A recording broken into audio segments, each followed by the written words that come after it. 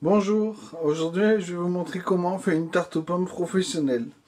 Il vous faut 6 pommes, un pinceau, un couteau chef, une fourchette, un économe, un couteau d'office, une serviette, de la gelée de coin ou du nappage blond, l'abricot en général, une casserole, un couvercle, une pâte brisée, une girafe, un moule à tarte et une grille.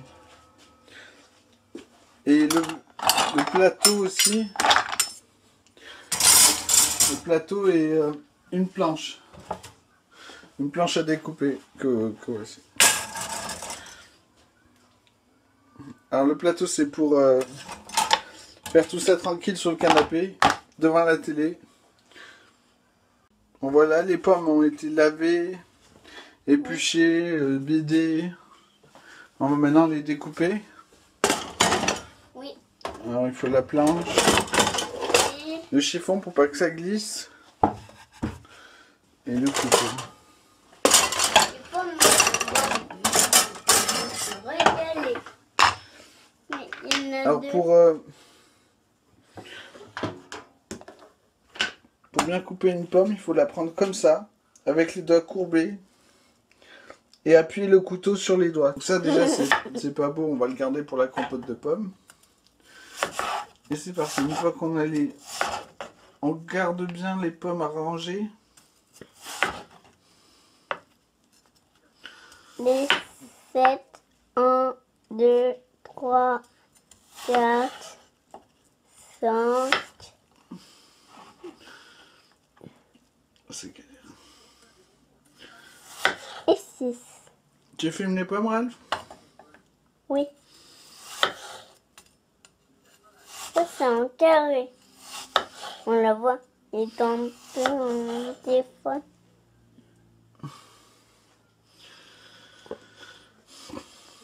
En plus, dès que vous avez peur de vous couper les doigts, vous arrêtez, vous mettez pour la compote. Petit couteau, peut-être ça marchera mieux. Il faut le four ici. Filme la pomme, Ralph. Je le vois. Il y a une pomme. On peut couper les pommes. C'est très bon. On peut se régaler les pommes. 6, 7, 8, 9, 2, 1. Alors on coupe bien la première partie Oui. pour la compote. Oui. On fait partie par de la Quand on est compote. mince, on se sert des ongles, on appuie sur des ongles pour ne pas se couper. Non. Avec le dessus de la lame et on garde les pommes bien rangées. Bien rangées comme ça.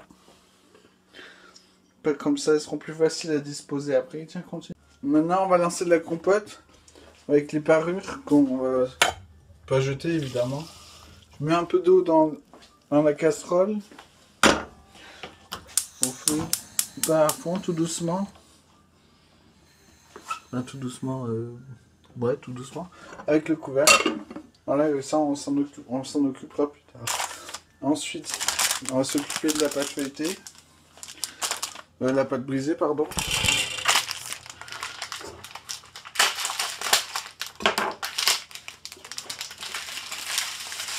Je l'ai pris toute faite parce que comme ça, il y aura moins de beurre dedans.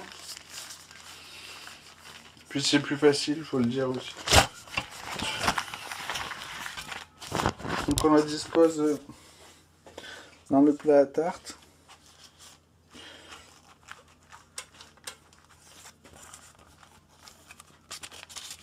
Parce que là, il n'y a rien de compliqué.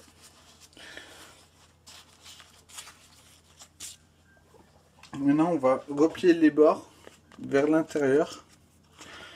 Comme ça.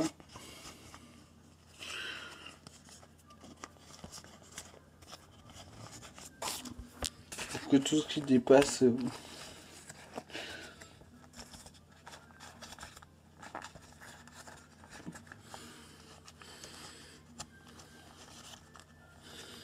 Voilà. Voilà, on a replié tous les bords de la tarte, de la pâte. Maintenant, on va les chiqueter. On prend la fourchette, comme ça, on écrase. Et ça fait un décor. C'est comme ça tout le tour. Voilà ce que ça donne à la fin. Tout le tour est étiqueté, on appelle ça. Ça y est, les pommes sont cuites, ça se voit facilement en écrasant avec une spatule, on voit que ça fait de la purée. On va la mixer. Voilà, elle a été mixée, avec la girafe. On va la répartir dans le fond de tarte. Bon là j'ai rincé la casserole, je l'ai fait chauffer pour enlever l'eau. Je mets la gelée de fruits à chauffer dedans.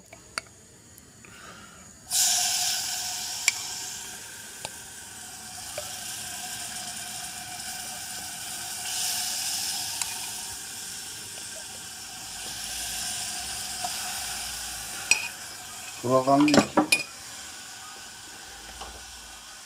Au minimum le feu, comme ça, toujours avec le couvercle.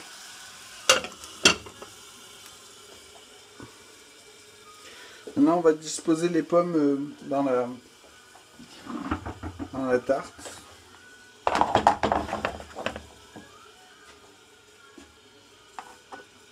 On prend un paquet comme ça et on les étale. On les range un peu pour qu'elles soient jolies.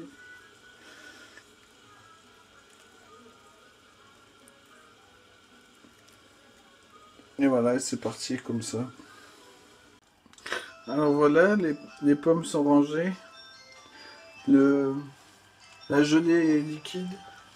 On peut éteindre, la garder au chaud, que ce soit prêt à la sortie du four. Ensuite, on enfourne à 180 degrés, en 30 à 40 minutes. 180 degrés, voilà. En ventilé.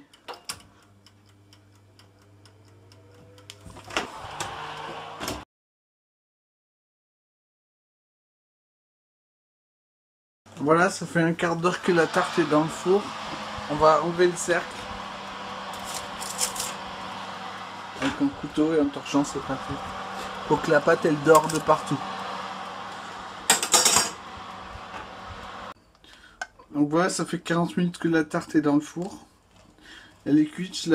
J'ai donné un petit coup de chaud à la gelée de coin pour pouvoir l'étaler sur la tarte, pour la rendre brillante et jolie, appétissante.